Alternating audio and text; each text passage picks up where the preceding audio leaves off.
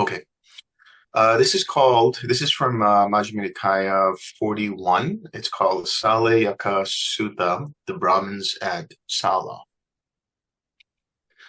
Thus have I heard on one occasion the Blessed One was wandering by stages in the Kosalan country with a large sangha of bhikkhus, and eventually he arrived at a Kosalan Brahmin village named Sala.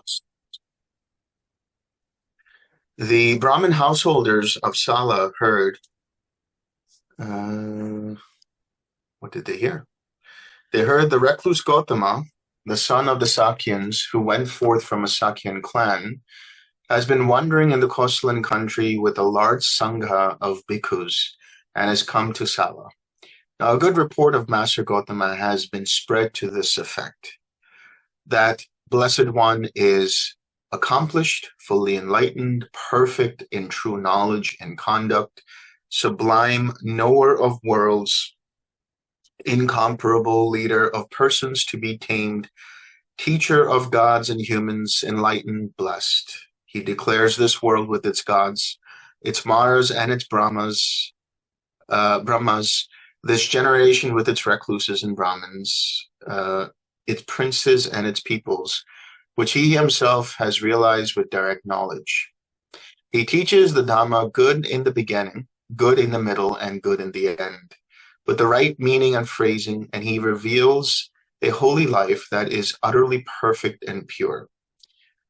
Now it is good to see such arahats. Then the Brahmin householders of Sala went to the Blessed One. Some paid homage to the Blessed One and sat down at one side.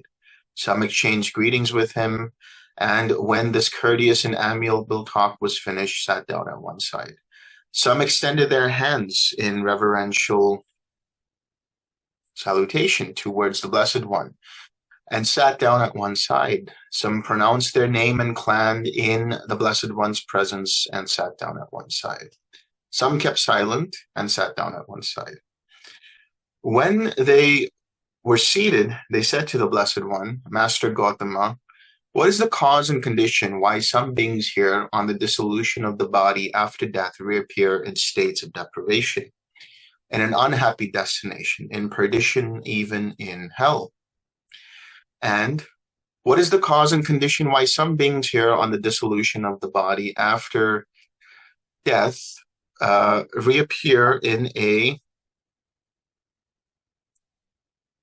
happy destination, even in the heavenly world? So this is a sutta. Basically, now the Buddha is going to get into the discussion about this, but this is essentially talking about the 10 kusala and akusala actions. You notice I didn't say wholesome or unwholesome, and it's not because I don't want to use that word, wholesome and unwholesome. I think even in the sutta it might use that. But when you go back to the original Pali of kusala and akusala, it's really talking about that which is skillful for liberation. That is skillful for Nibbana.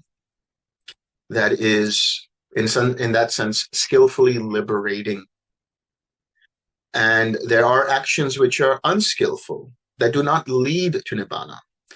So kusala and akusala in that sense are, I like to use the word effective or non-effective or ineffective, whatever the word is. But it's basically that skillfully liberating and that which is not liberating, that which does not lead to liberation.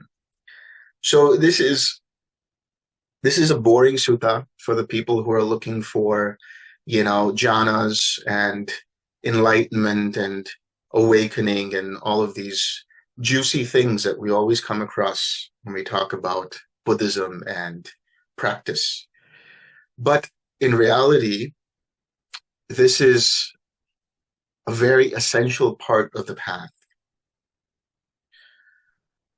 Liberation is absolutely dependent upon having right conduct. Absolutely dependent upon, obviously, the Eightfold Path. In the context of the Buddha's understanding, in the context of the Pali Canon. There's a reason why we have this process, which is in succession, in progression, from Sila to Samadhi, and then from Samadhi to Panya. In some cases, it's Sila/Dana, which leads to Bhavana. So Bhavana here is mental development. That is the development of the mind through the practice of Samadhi, through the practice of going through the jhanas, which leads to awakening, to Panya. And oftentimes people will say, yeah, I got it. Okay, you have to be, you have to keep the 5 precepts, don't kill, don't harm, don't lie, don't cheat, don't steal, okay, got it. Let's move to the meditation now. What do I do? Tell me the practice. What is the actual practice? But the reality is that is the actual practice. Boring is best when it comes to the practice. You don't need anything that's fanciful, right? We're not here to try to go to a certain realm, even though these Brahmins here in this sutta are all wanting to know, what leads you to hell and what leads you to heaven and so on. It's not even about being a good person or being not a bad person, right? Because when we talk about Buddhism and the word Buddhism, this is the tragedy of Buddhism, is it has become just another ism, just another view, just another religion, which it was never intended to be. The practice is more than that. The practice is a lifestyle, right? We're not here to worship the Buddha. We're not here to basically earn karma points, although some people do that. They like to do that. And they have this idea that if I am a good person, then I will have a lot of merit and I can do a lot of things with that merit, And for those people, I say, well and good. But if you really want awakening, you have to understand the context behind what it is the Buddha is saying with regards to these skillfully liberating habits. That's what they are. There's no moral policeman in the sky at your death who's going to say, here's what you did, here's what you failed to do, and so now you're going to go to heaven for these many years, and you're going to go to hell for these many years, right? It's not useful. The Buddha was very practical in many ways. He had to use the culture and society that he was living in to make it digestible. And obviously the people at that time, and sadly even now in our time, are very interested in the mythology of how many realms are there? How many beings are there in those realms? What happens when you do this? Have you seen any nagas? Are there devas standing on your shoulders? All these stupid things. So really the reality is the Buddha was talking about this practice in order to make it more understandable for his time. So the 10 wholesome activities or the 10 unwholesome activities, these are essentially helping us to understand, are we leading towards Nibbana, towards freedom, towards liberation, towards a mind that is free of dichotomies, free of restlessness, free of regrets, free of things that cause us suffering? Or are the actions leading us towards a mind that is full of craving, full of suffering? And I'm not going to talk to you about this from some kind of soapbox. Everyone knows who knows me that I've had my own moral failings in many different ways. So this is as much a lesson for me as it is for you guys. And so we will explore this together. Householders, it is by reason of conduct not in accordance with the Dhamma, by reason of unrighteous conduct that some beings here, and the dissolution of the body after death, reappear in states of deprivation and an unhappy destination, in perdition, even in hell. It is by reason of conduct in accordance with the Dhamma, by reason of righteous conduct, that some beings here, on the dissolution of the body after death, reappear in a happy destination, even in the heavenly world. We do not understand the detailed meaning of Master Gautama's utterance, which he has spoken in brief without expanding the detailed meaning. It will be good if Master Gautama would teach us the Dhamma so that we might understand the detailed meaning of this utterance. Then, householders, listen and attend closely to what I shall say. Yes, Venerable Sir, they replied. The Blessed One said this, householders, there are 3 kinds of bodily conduct not in accordance with the Dhamma, unrighteous conduct. There are 4 kinds of verbal conduct not in accordance with the Dhamma, unrighteous conduct. There are 3 kinds of mental conduct not in accordance with the Dhamma, unrighteous conduct. And how, householders, are there 3 kinds of bodily conduct not in accordance with the Dhamma, unrighteous conduct? Here someone kills living beings. He is murderous, bloody-handed, given to blows and violence, merciless to living beings. He takes what is not given. He takes by way of theft of wealth and property of others in the village or forest. He misconducts himself in sensual pleasures. He has intercourse with women who are protected by their mother and father, brother, sister, or relatives who have a husband, who are protected by law, and even with those who are garlanded in token of betrothal. That is how there are 3 kinds of bodily conduct not in accordance with the Dhamma, unrighteous conduct. So, let's take this bit by bit. He says first, here someone kills living beings. So obviously somebody has an intention to kill or to harm.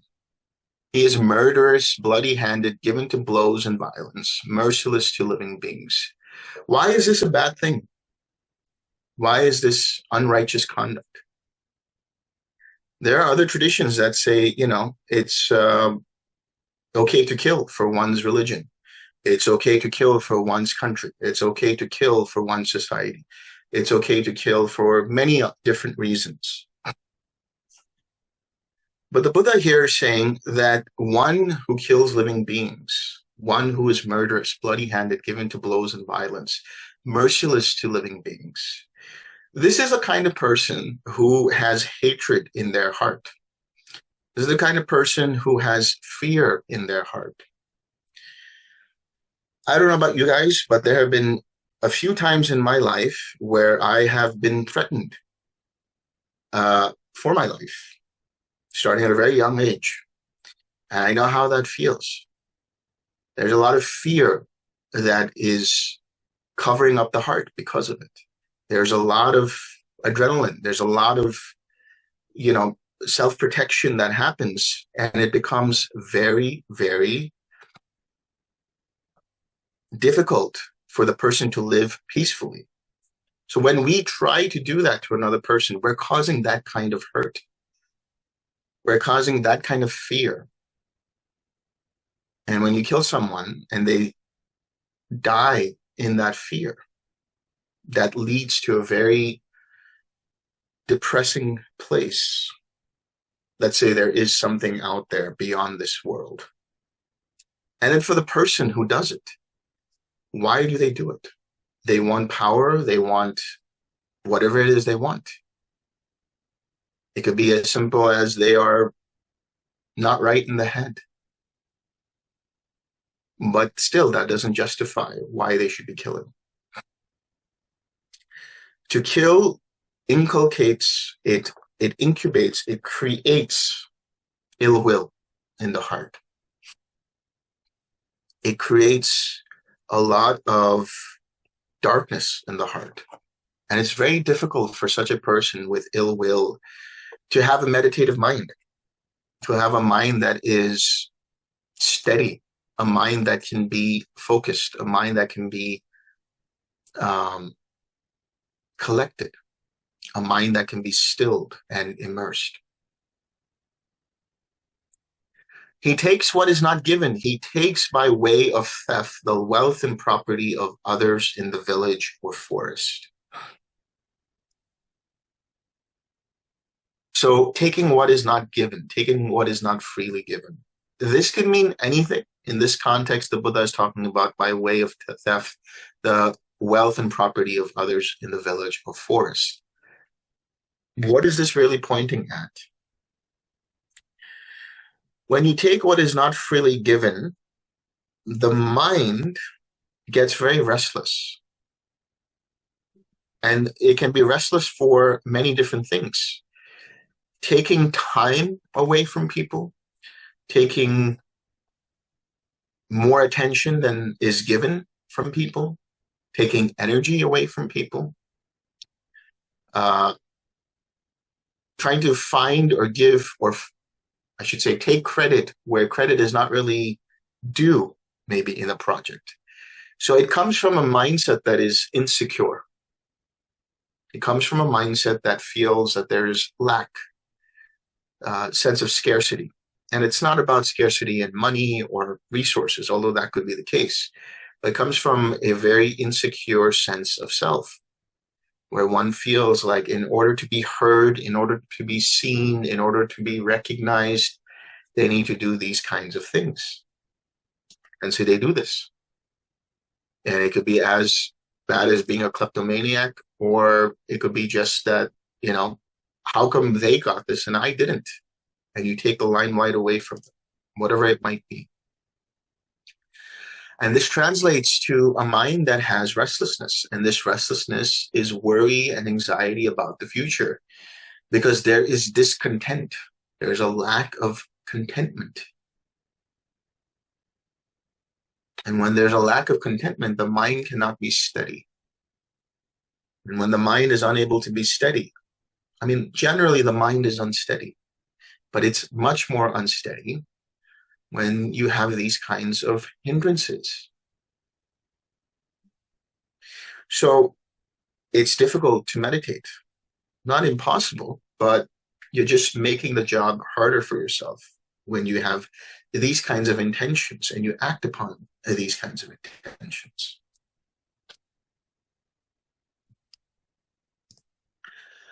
He misconducts himself in sensual pleasures. He has intercourse with women who are protected by their mother and father, brother, sister, relatives who have a husband who are protected. So this is all obviously cultural, societal stuff. It could be any person like this. It could be a man or a woman, a man seeking a woman, seeking a man, whatever it is. But the essence of this is really the misconducts himself in sensual pleasures. It's not just misconduct in sexual activity. It's the misconduct in sensual pleasures. First, let's talk about that before we get into sexual activity. There is something that you see. I'm going to use my example, the age-old example of chocolate cake. I love chocolate cake, right? Everybody knows this at this point. And I will do anything for chocolate cake. I see chocolate cake on the kitchen table, and I have dinner, and I'm thinking about chocolate cake. And I'm about to go to get the chocolate cake, but we have guests, and the guest is standing between me and the chocolate cake. Now, depending upon my level of craving for the chocolate cake, I can do anything from lying to that person, saying that if I don't eat chocolate cake right now, I might collapse. I could beat up that person, or worse, I could kill that person for chocolate cake. It depends on the level of intensity in my sensual craving. Very simplistic example. But there are people in this world who have such obsession around different kinds of sensual pleasures: money, sex, power, validation, recognition, you know, different things for different reasons. They want that particular car, or they want those particular kinds of clothes, or they want whatever it is. The obsession around that, what is that? That is craving. Craving is an intensified obsession around an object. And in this case, it's sensual craving, but it could be any kind of craving. The desire to be someone, the desire to be the greatest meditator in the world, the desire to be awakened, right? There's chanda. The chanda here is the wholesome intention towards Nibbana. But the craving is the obsession that if I don't get Nibbana, I feel agitated. I feel heat in my mind. I feel heat in my body, in my energy. I feel this resistance, and I should be there by now. That's the craving for being. And the opposite of that is craving for non-being, the aversion. I don't like being in this place. I don't like sitting here. I don't like the fact that my mind is agitated and I can't get to this particular state of mind, or whatever it is. So these kinds of craving, when we act upon it, is misconduct, because it continues to strengthen that particular hindrance through that intention. Sexual misconduct. So sexual misconduct here for the lay people is different from sexual misconduct for monks. This is why the Buddha is explaining it in this way, obviously within the cultural context of a very sort of male-dominated society. But nevertheless, what we're talking about here is don't cheat on your partner/partners. Don't make others cheat on their partners, right? The age of consent. Somebody who's of sound mind, who can consent to the activity, and it doesn't cause any kind of mistrust between partners. It doesn't cause any kind of harm in that way.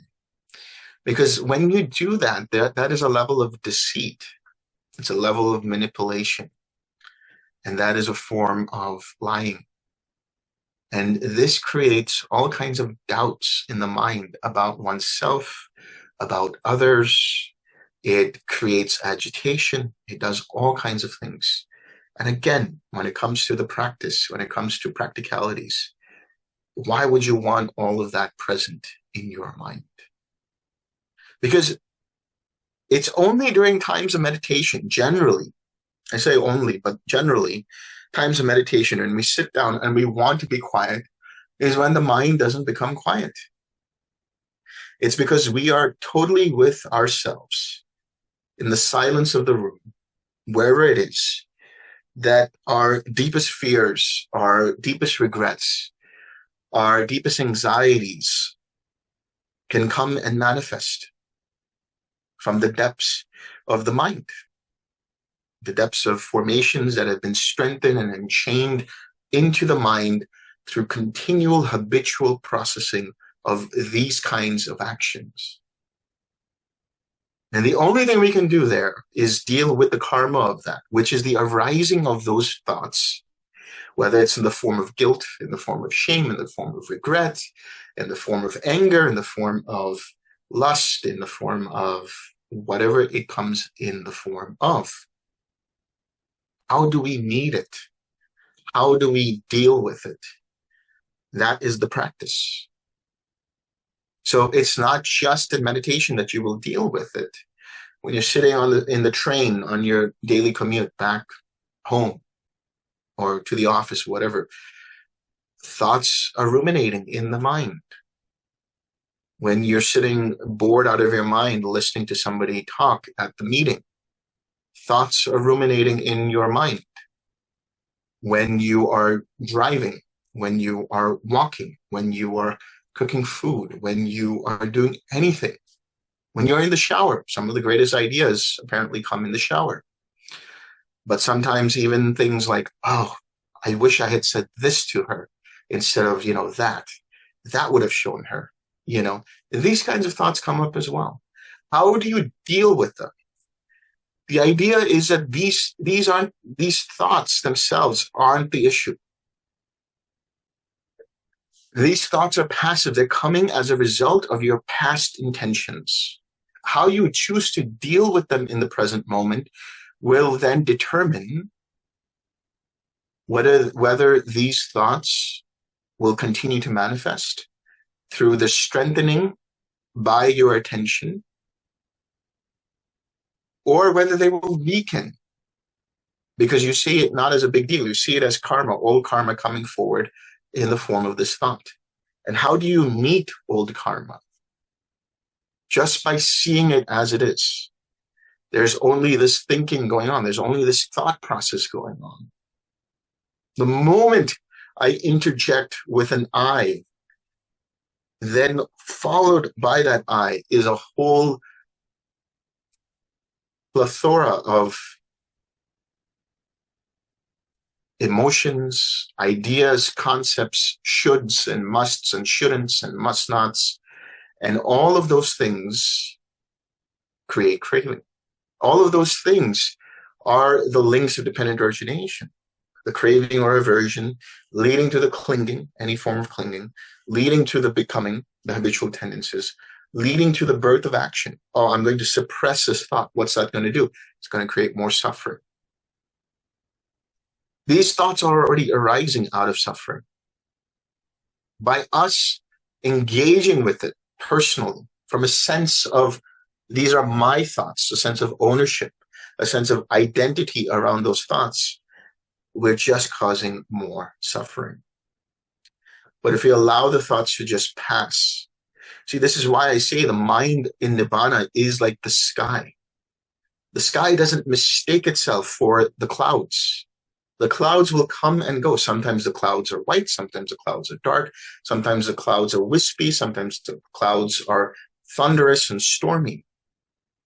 But the sky remains the sky. So if you have that, that is the level of mindfulness and discernment that we all want to start to develop, so that we see the clouds and let them pass on by. And whenever the sky mistakes itself for the clouds, what do? We repair that using a technique like the 6 R's. Just relaxing back into the present moment, the recognition of the here and now. And that completely, starts to distance the mind from the clouds. And once you have that discernment, then you say, oh, why am I mistaking this for mine? It's just thought. It's just process. And you're able to kind of let that go. If there's anything to let go, it's to let go of the identification, the mistaking of the sky for the clouds. That's just all the practice is. So, and how householders are there 4 kinds of verbal conduct, not in accordance with the Dhamma, unrighteous conduct. Here someone speaks falsehood, when summoned to a court, or to a meeting, or to his relative's presence, or to his guild, or to the royal family's presence, and questioned as a witness thus. So, good man, tell what you know. Not knowing, he says, I know. Or knowing, he says, I do not know. Not seeing, he says, I see. Or seeing, he says, I do not see. In full awareness, right, with intention, he speaks falsehood for his own ends, or for another's ends, or for some trifling worldly end. He speaks maliciously. He repeats elsewhere what he has heard here in order to divide those people from these. Or he repeats to these people what he has heard elsewhere in order to divide these people from those. Thus, he is one who divides those who are united, a creator of divisions who enjoys discord, rejoices in discord, delights in discord, a speaker of words that create discord. He speaks harshly. He utters such words as are rough, hard, hurtful to others, offensive to others, bordering on anger, unconducive to concentration. He is a gossip. He speaks at the wrong time, speaks what is not fact, speaks what is useless, speaks contrary to the Dhamma and the discipline. At the wrong time, he speaks such words as are worthless, unreasonable, immoderate, and unbeneficial. That is how there are 4 kinds of verbal conduct, not in accordance with the Dhamma, unrighteous conduct. So let's just go through these and understand what we're talking about here. Falsehood. So all of this encompasses the acronym THINK before you speak, right? So the word think is T.H.I.N.K, right? So T is it timely? H is it honest? Do you know it to be true? I is what is the intention behind it? N is it necessary or is it unbeneficial? Is it causing gossip? Is it causing distraction? And K is kindness. Can you say it in a way that is not harsh to someone, that can't be mistaken as, them feeling hurt by you, even in jest? So when we talk about falsehoods, right, this is also lies of omission. You have to be completely honest with yourself and with others in your dealings. When you know or you don't know something to be true, best is to stay silent. Or if somebody really wants to know, you can say, well, I don't know if this is true or not, but from what I understand or what I have been told, this is what is the case, right? Try to be very exact with your words. When you do this, you will find that most situations don't need you to speak. In fact, the best situations are where you don't have to speak at all. And that is wonderful because then it translates to a mind that doesn't have to think about things unnecessarily. Yes, when you are in conversation. Yes, when you are with friends or with family. I'll tell you, I can say this as an Indian. Indian people love to gossip. They love to gossip. We talk about spilling the tea, right? They love to have their cup of chai and talk about the neighbor or talk about, did you see what he was wearing at the party the other day? Did you, these kinds of things. What's the use of that? We've got better things to do with our tongue, with our time, with our energy. So you've obviously heard this, right?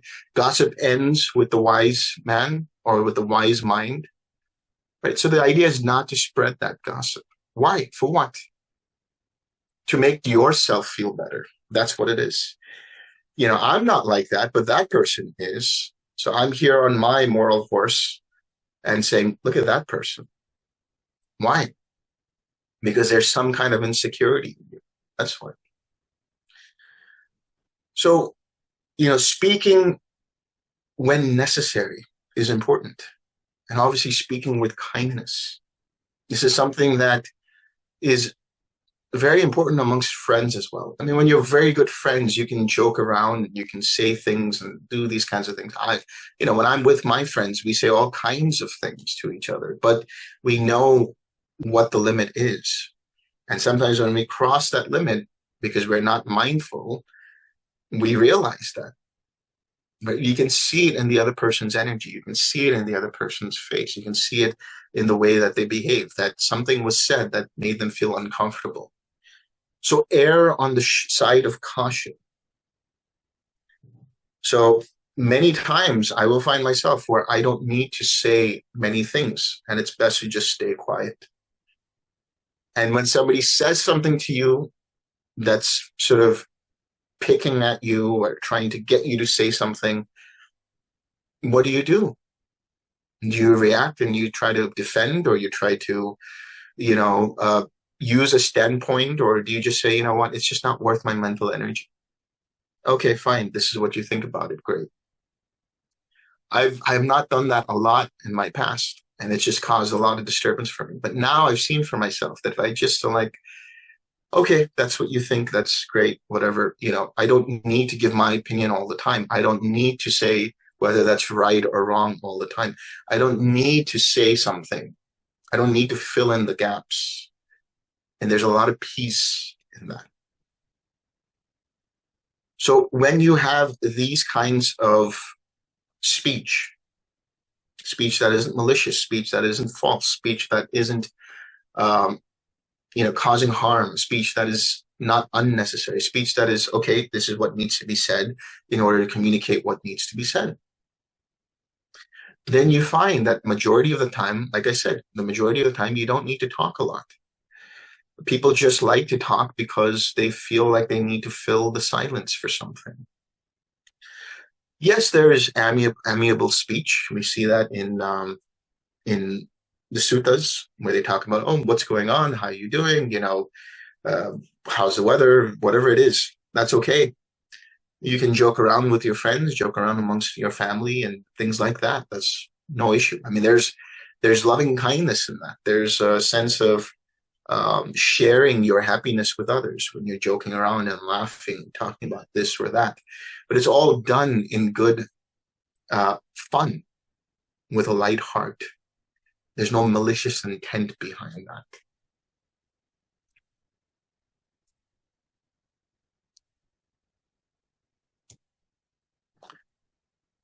Okay, and how householders are there three kinds of mental conduct not in accordance with the Dhamma? Unrighteous conduct. Here someone is covetous. He covets the wealth and property of others thus, oh, may what belongs to another be mine. Or he has a mind of ill will and intentions of hate thus, may these beings be slain and slaughtered, may they be cut off, perish, or be annihilated. Or he has a wrong view, distorted vision thus, there is nothing given, nothing offered, nothing sacrificed, no fruit or result of good and bad actions, no this world, no other world, no mother, no father, no beings who are reborn spontaneously, no good and virtuous recluses and Brahmins in the world who have themselves realized by direct knowledge and declare this world and the other world. And that is how there are three kinds of mental conduct not in accordance with the Dhamma. Unrighteous conduct.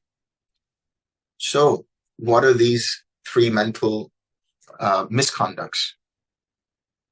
Covetousness. Covetousness gives rise to, taking what is not given.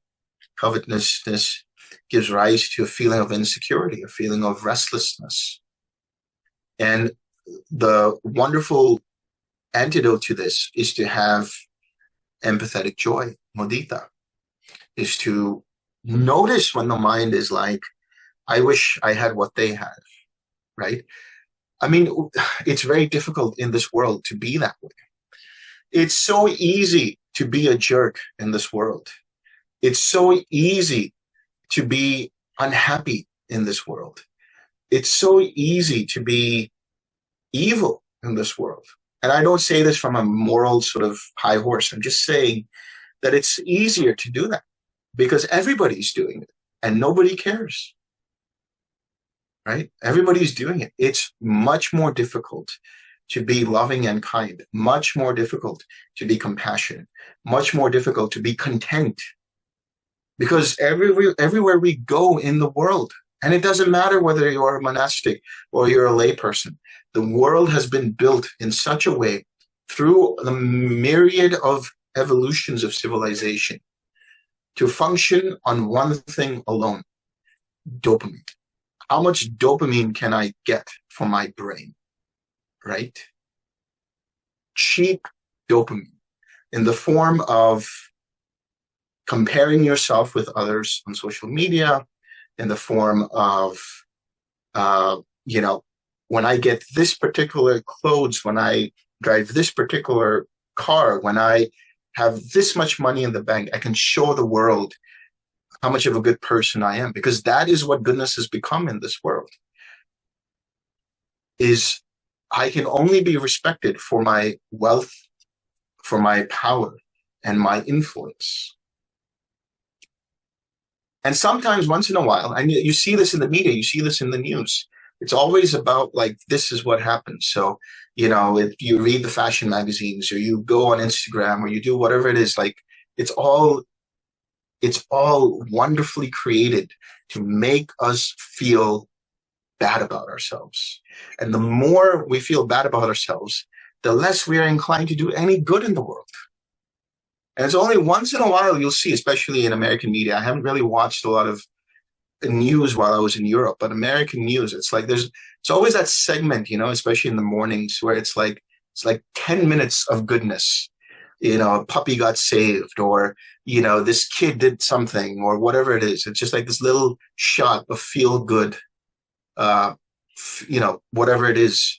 And then the rest is, there was an accident on the freeway, and then there was this that happened, and then this person murdered this person. And, oh, by the way, look at this advertisement about how slim and trim you need to be. And look at this advertisement about this car that you have to, all of these things are meant to make us feel insecure. And so when we feel insecure, what do? We want what others have. We want to have that. And that insecurity is discontent. This world is not geared and engineered for us to feel contentment. We need to manufacture that contentment until it becomes our natural state of mind. In January, it's already been almost a year now. One of my first talks this year was about the word of the year, which is contentment. Contentment. What does that mean? Can I just sit here and do nothing and still be happy with not doing anything? Can I sit for 5 minutes without moving and just being happy in my own company? Just being happy in this moment. Not because something is going on, internally or external. That feeling of contentment is the, let's say, permanent antidote for covetousness. First, you develop the empathetic joy, which is like, I feel jealous that this person has this because I'm insecure, but I now transform that into say, oh, that's wonderful for them. They deserve that. That's their karma. That's wonderful. Great. And I come back to myself and say, if I don't have it, that's fine. One day, maybe I will, but that shouldn't be my motivation. My motivation is, can I feel happy for the other person? Can I feel content for myself? Ill will, the mind of ill will and intention of hate about another person. Why does that happen? Because this person to me represents something that I'm unhappy about in my own self. And this person or this obstacle represents that. It represents an obstacle for the achievement of something. That's really what it is. This person is getting in my way for whatever it is that I want. Right? I mean, many times on retreat, whether it's at Dhamma Sukha or anywhere else, I'll always hear one person saying, there's this one guy who just coughs, or this one guy who just, closes the door a little too loudly, or there's a lawnmower going on all the time. I just wish that would stop. That's the obstacle that you start to hate, that you start to create ideas about. So the obstacle in itself is the way to freedom. By seeing what does that obstacle represent, the obstacle is the goal itself. It's like, I want this, which is, I want to be in jhana 1 or jhana 4 or infinite space or whatever it is. I want a quiet mind. I want to be liberated. For what? What do you want to be liberated for? Have you actually thought about what it is that you want when you say that you want to be liberated, that you want awakening? For most people, it's an idea that represents heaven on earth. It's an idea that represents that I will no longer experience any kind of suffering and pain. I will no longer experience whatever it is that we're trying to run away from. And when that's the motivation, and we try our hardest to get there, and there's some idiot who keeps closing the door, sliding it back and forth, now that person becomes the object of my ill will. Of course, I don't want to kill him. Maybe one day I will. If I'm staying for 10 days, I'll be like, I hope this guy just like gets sick or something and stops coming into the Dhamma home. Right? Whatever it might be. And so that ill will is something to look at. Why is this ill will arising? It's arising because it represents an obstacle for something that I want. And what is it that I want? Can I let go of that? In letting go of that, coming back and resting in the moment, I see that that particular obstacle, whether it's a sound, whether it's a person, whether it's a disturbance, is just happening in this moment. But the moment itself is empty of those things in the very absolute sense. Obviously, this is something that you cultivate an idea of as an understanding. But that is the practice, to start to see every intention of ill will as a desire for something that is being blocked, and then letting go of that desire and realizing the obstacle is connected to that desire. And when I let go of that and just rest in the present moment, there's nothing else I need to do. And finally, he talks about this distorted perception. There is nothing given, nothing offered, nothing sacrificed. No fruit or result of good and bad action. No this world, no other world, no mother, no father, no beings were reborn spontaneously, no good and virtuous recluses and Brahmins, and so on and so forth. So this is leading towards what the Buddha would say is non-causality, right? It's the misapprehension of the world as meaningless, as a world that has no consequence to our actions. There's no meaning in what is given and what is offered and what is sacrificed. So it's like, why do anything at all? If there's no meaning to anything, then why do anything at all? There is no mother and father. There's no this world and the other world. Right? It's a very nihilistic way of looking at things. And so skillful perspective, this is what I would call it. Skillful perspective is about coming to that point where you understand that when you are living and breathing in this body, with this mind, with the nervous system and its senses and everything else, you are beholden to the rules of the game, to the coding of the matrix, to the physics of whatever it is in terms of karma. When I do this, this is what happens. My intention leads here. You just have to see this, and that view collapses. You realize after a while that there is indeed something in terms of the relative world that has action and consequence. We can spout all kinds of philosophy and say, there is no self. And in the ultimate sense of the word, where there's nothing to do, nowhere to go, nowhere to become. I say this all the time to you guys in the beginning of retreats. And that is true in the absolute sense. But so long as you're living in the body and the mind and you have to deal with people, there's relational dynamics, and that is karma. You still have to deal with the grunt work of this world. But if you have that perspective while you're doing whatever it is that you're doing in your office, and if you have that perspective while you're talking and arguing, that's spiritual bypassing. You still have to do the work of dealing with karma, so long as there's interactions going on outside the world and within your own mind. You still have to deal with that. So the skillful perspective, the skillful understanding, the effective way of seeing this is that so long as I have to deal with karma, it's much easier to manage and navigate when I start to see for myself there is action and consequence. There's meaning in giving. There's value in that because I feel good about it. Or there's value in that because people around me feel good about it. And in tandem to that, I feel good about it.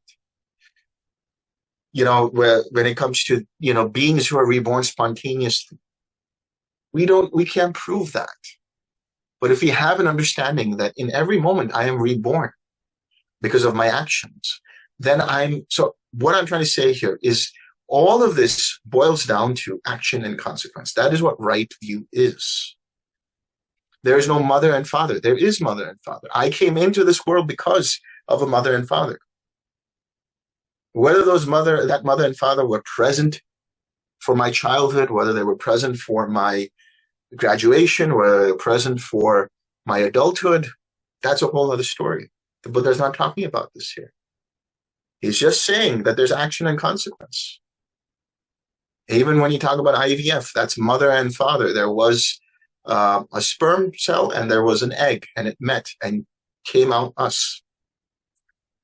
Action and consequence, causation and conditionality. That is what right view is. That is the skillful perspective.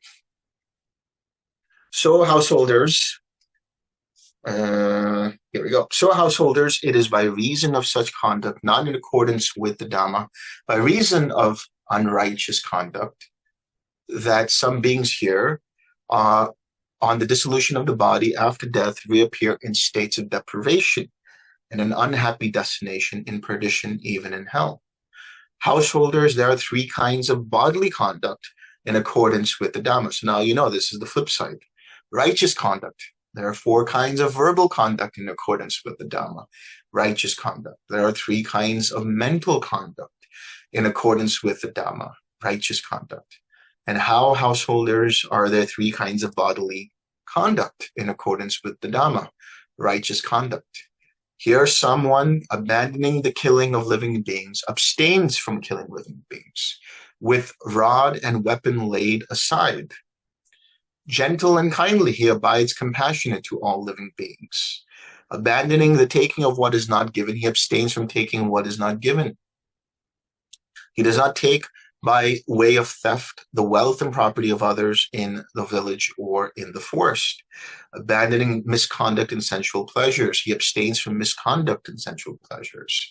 He does not have intercourse with someone who is protected by their mother and father, brother, sister, or relatives who have a husband or whatever, who are protected by law, or with those who are garlanded in token of betrothal.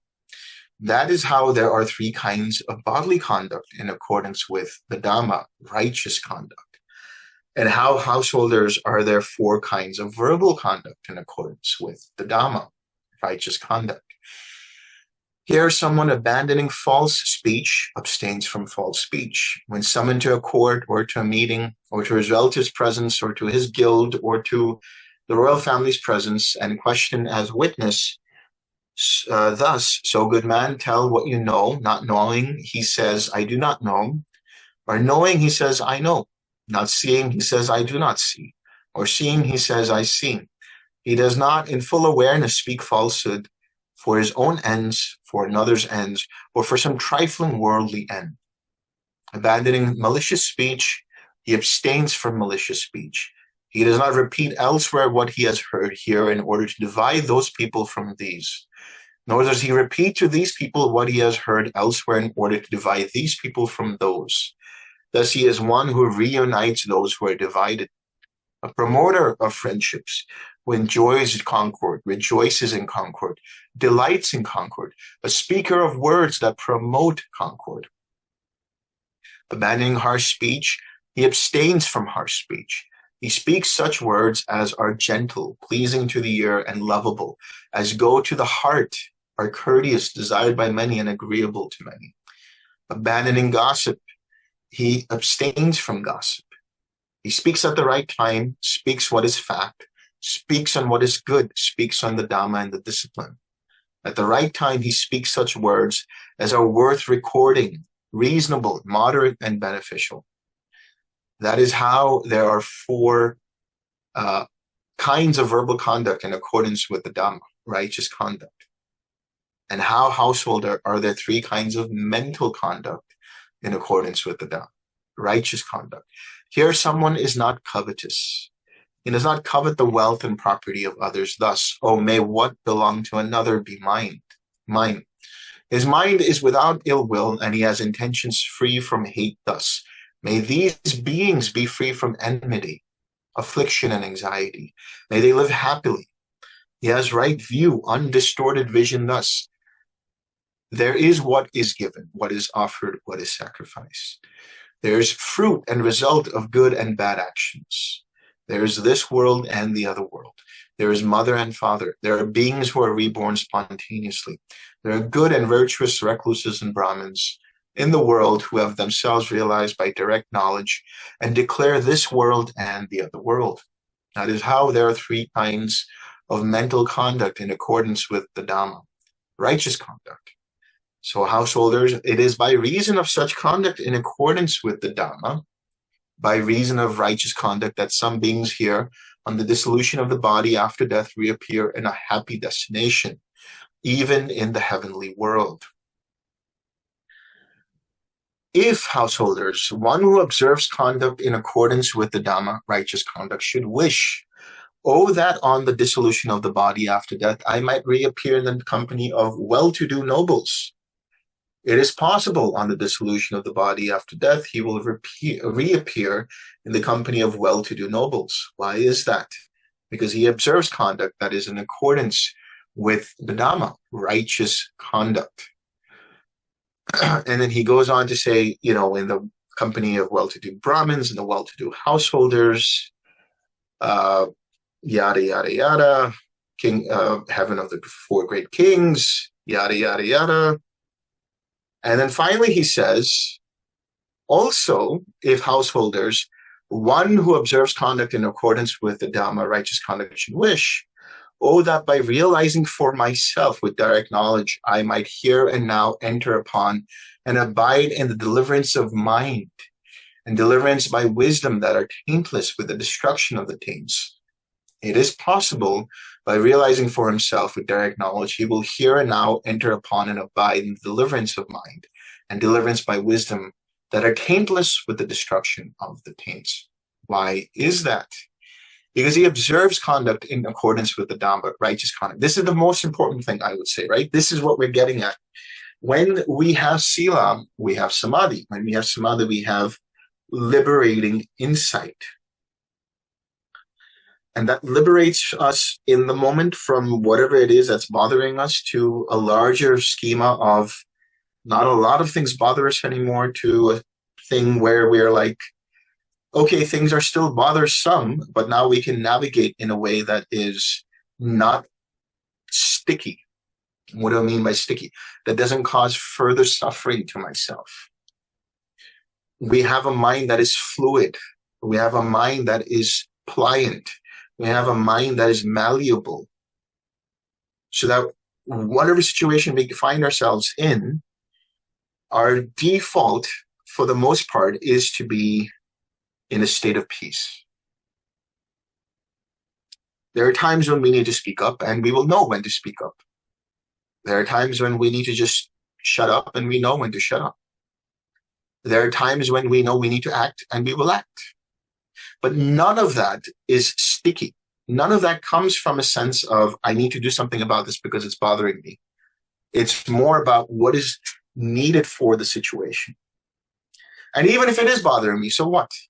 It's bothering me, but there's less of the situation of like karma in the form of a reaction and more of a response, which is rooted in, is this necessary or not necessary? Can I just let this go in this moment? Or do I really need to act in this moment? And all of that process happens intuitively. And this is how I see the full awakening, is the ability to be in our intuition in such a way that it doesn't cause us harm or cause others harm. For the most part, because there will be unintended consequences, but our intentions are clear. And when they're rooted in the Eightfold Path, as the Buddha says, they lead to the cessation of suffering, but they also lead to the cessation of karma. So we no longer find ourselves in the same kinds of behavioral patterns. We don't find ourselves in the same form of friendships, in the same form of circumstances that cause this form of rebirth. We get liberated from those events, liberated from those circumstances, liberated from those situations and those people. And we live a life that is free, that is happy, that is content, that is going with the flow in the best sense of that phrase. We haven't let go. It doesn't mean that we become robots. We haven't let go of autonomy. What we've let go of is the desire to do something or not to do something. We're just completely present in the here and now, and we are navigating in such a way that we feel, for the most part, at peace. When this was said, the Brahmin householders of Sala said to the Blessed One, "Magnificent Master Gautama, magnificent Master Gautama.